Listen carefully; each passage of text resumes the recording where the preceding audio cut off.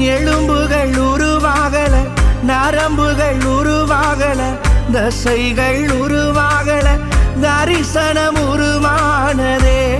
தாய் கருவிலே தரிசனம் உருவானதே. எப்படி பாவுமக்கு நன்றி சொல்லுவ, சொல்ல வார்த்தையே இல்ல.